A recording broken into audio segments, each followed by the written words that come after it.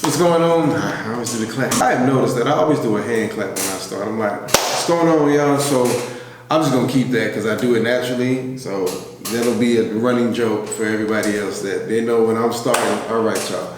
It's just gonna happen that way until it doesn't. So today is gonna be about my tips on what to do in Cancun or how not to get finessed in Cancun.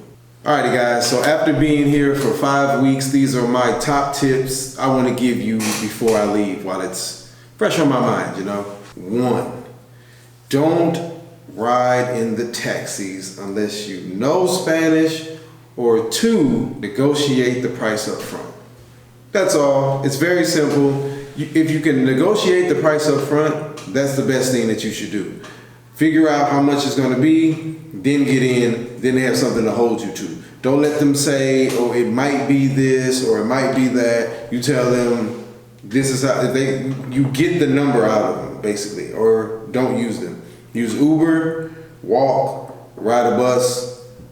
That's pretty much your only other options while you're down here. So what I would say is call an Uber, use the app, it's the same, normal. Call your bank and tell them to switch your card over so you can use it while you're down here, and use Ubers. If you're staying in the tourist zone, use the bus. It's probably 12 to 15 pesos, the R1 and the R2, and they run up and down the tourist zone all day, I think. And then once it becomes late, I mean, you can walk. It's pretty lit up out there. It's not, I didn't feel unsafe at any point in time. It's a ton of people out partying, so it depends on what area you're in. I'm in the local area, so there's not a lot of people on the streets at 1 o'clock in the morning, 2 o'clock, things like that. So when I'm in the tourist zone and I want to come home and I can't find an Uber, then I'm walking 2.5, 3 kilometers back. And like I said, I felt safe, but again, it's me. To each his own. Take caution wherever you are. I would say that. Get out of the tourist zone. Get out of the tourist zone. It can be overwhelming. Once you go to the tourist zone, go to the OXXO. When you go to the OXXO, that's where you buy your beer from, or juice or anything like that from. Don't buy it from your hotel because they're going to tax you. If you step out of the hotel zone, if you just drive or ride and then just pull up a restaurant that has more than 4.5 stars on it, go to that. You won't be disappointed. Go and try the local foods and then see what the prices are like.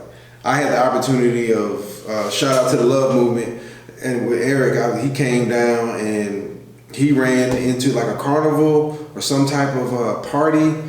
Everybody's out there dancing, they had food, and I got some street corn. Hello.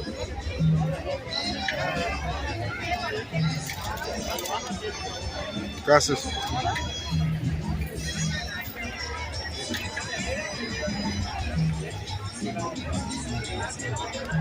Yes, sir. Appreciate you. Ah, yes. Now we gotta go to the goods. Excuse-moi.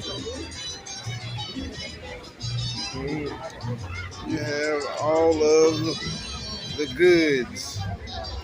We don't know what we're gonna use. We're gonna use something good though. And then I got some empanadas that were bigger than a plate.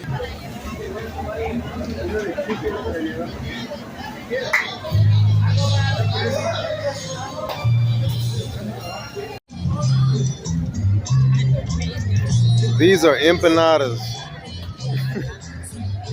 Big as my hand. These are empanadas.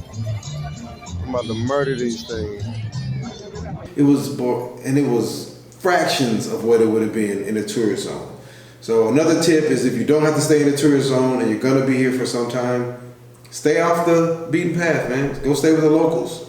You know, learn Spanish, learn enough to get by. All right. 3rd tip: download Google Translate. Download Google Translate. Memorize one or two sayings that helps people understand. Like, I don't know Spanish, but I'm learning. Or, you know, can you please speak slower? that type of stuff, if you can memorize those sayings, that'll help you when you start having conversations with people. Fourth tip, go to hostels. It's usually people in hostels that are traveling solo, maybe traveling on a budget. This may be a lifestyle for them. Of course, you're gonna run into a lot of younger people that are there to party and things like that, but I don't mind being around young people. I don't mind being around a party scene. I just don't like to live in it. I like to be able to leave it and go back to it when I feel like it. But you meet all types of people. Usually the staff are people either from the area or people that had just lived in the hostel and decided to stay and do the work, stay trade kind of deal, which I'm thinking about doing myself down there in Playa del Carmen if I can. Definitely go to hostels, tap into the local area. They'll tell you about rentals, they'll tell you about tours, they'll tell you about other restaurants to go. People that have been there already can give you the scene. It's like a real good place to go and meet people and mingle. So tip number 5, if you can pay with exact change, pay with exact change. If you don't, you're gonna get finesse for your change.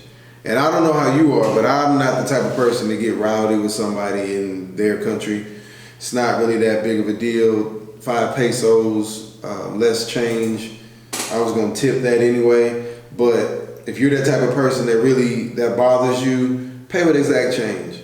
Or tell them up front, hey bro, I paid you 200, this was 90, don't bring me back 100, bring me back 110, stop playing, up front, and if you won't have any problems with that. So those are just some tips that I can think of right off the top of my head for you when you come down here to Cancun.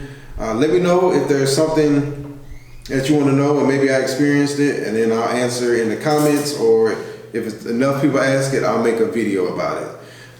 Like, share, and subscribe, and tell somebody else about Cancun and the busy life and everything that's going on. All right, y'all.